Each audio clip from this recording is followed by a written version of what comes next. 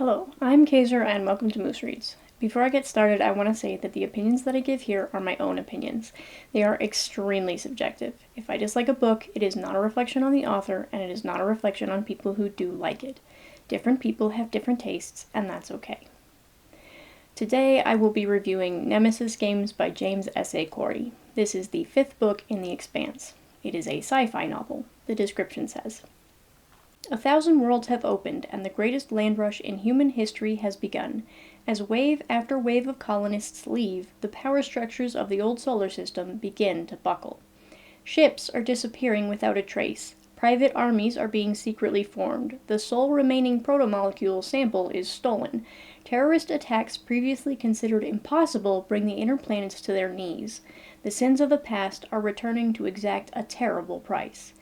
And as a new human order is struggling to be born in blood and fire, James Holden and the crew of the Rocinante must struggle to survive and get back to the only home they have left. 5 stars. Not that this book is particularly better than the rest, just that at this point I'm invested enough in the series as a whole that really they all ought to be 5 stars.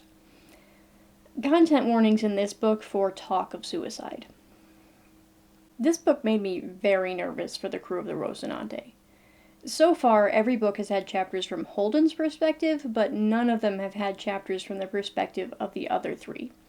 But most of the books have also had 4 different characters that it followed, and in this book, the 4 characters are Holden, Naomi, Alex, and Amos.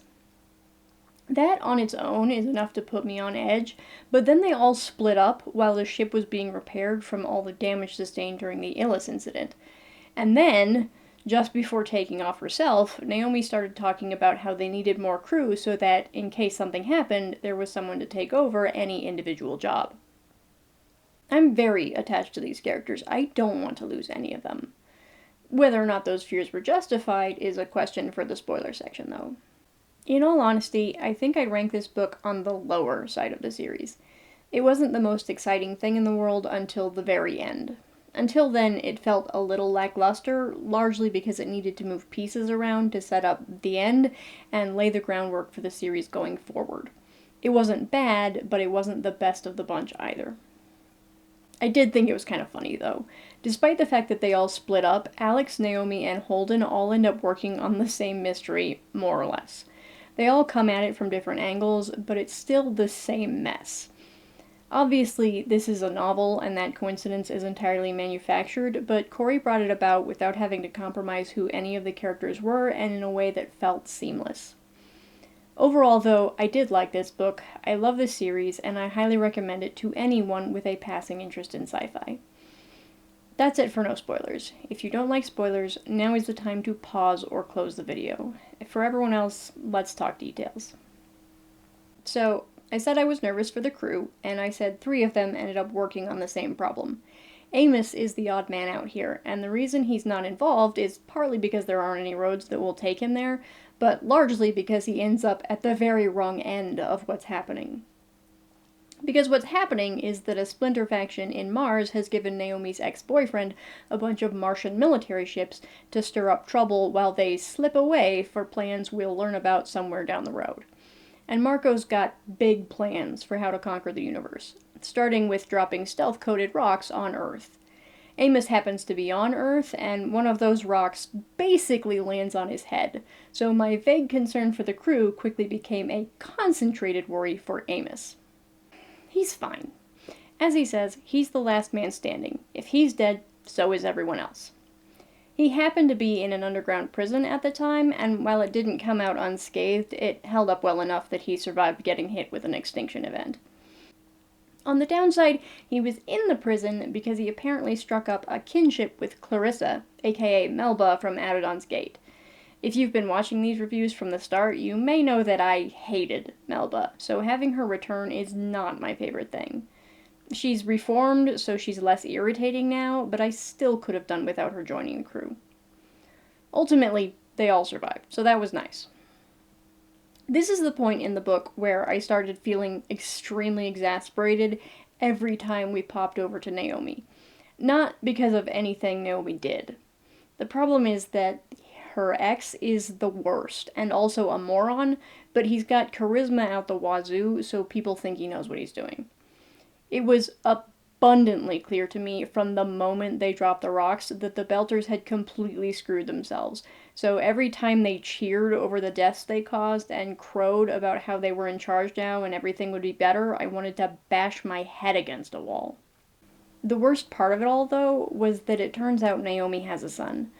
She and Marco had a baby just before she figured out exactly what kind of man he was, and when she tried to break away from Marco, he hid Philip and ran a smear campaign that kept their mutual friends from taking her side on the matter. She figured out that she could stay, be with her son, be trapped with Marco, and become the worst version of herself, or more likely die, or she could walk away. It's a terrible choice to have to make, but I'm glad she walked away. Having been raised by Marco and constantly poisoned against Naomi, not only is Philip all in on the murder of millions of people, he thinks that Naomi not wanting any part of it is a sign of weakness. He doesn't hate her exactly, but he thinks he does, and he's not nice about it. The epilogue of this book was also kind of painful, for two reasons. See, Holden and Alex have been looking into missing ships. When Marco turns up with a full fleet of ships, they think they've solved the mystery. Unfortunately, at the last minute, Naomi figures out that they haven't. That's where the missing Martian ships went, but there were a number of colony ships that went missing that still haven't turned up. And they conclude that the ring gates are eating ships sometimes. This seems like a very bad problem, so it sucks that nobody has time to pay attention to it, what with the sudden war happening and also an entire planet full of people that is dying.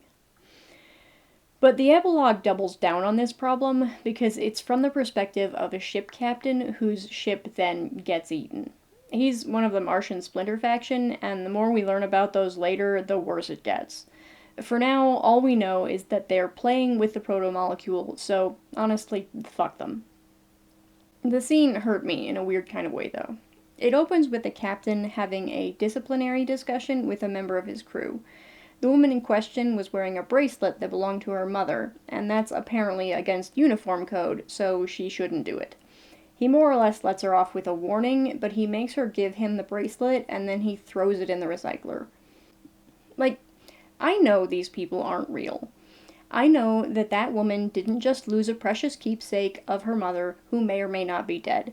And more than that, everyone on the crew almost immediately gets eaten by null monsters anyway. But I don't like it. Thinking of someone losing something precious like that makes me feel a certain kind of miserable.